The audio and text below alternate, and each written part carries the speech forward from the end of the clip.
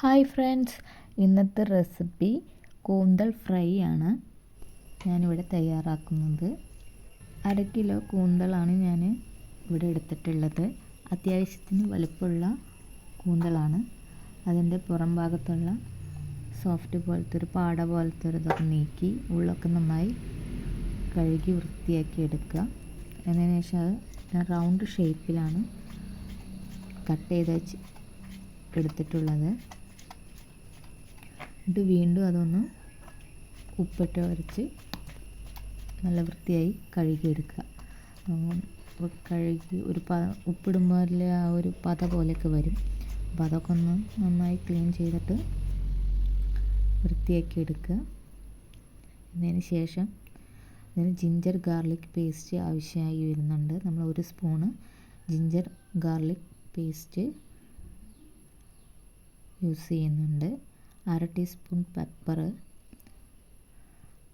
പിന്നെ 1 spoon rice powder, garam masala 1/2 spoon, turmeric powder 3/4 teaspoon, chilli powder 2 teaspoon, ആവശ്യത്തിന് ഉപ്പും add ചെയ്ത് നന്നായി മിക്സ് ചെയ്യുക. ഇതിലോട്ട് ഞാൻ വെള്ളം ആഡ് ചെയ്യുന്നില്ല.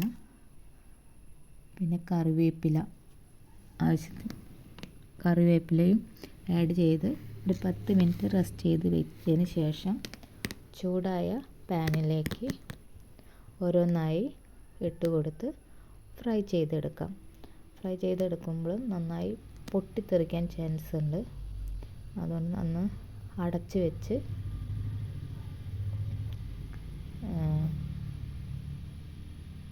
ഫ്രൈ ചെയ്തെടുക്കാം. നമുക്ക് കയ്യിലോട്ടൊക്കെ പൊട്ടിത്തെറിക്കും. നല്ല പൊട്ടിത്തെറിക്കുന്ന ഒരു ഇതാണ് കൂന്തൾ.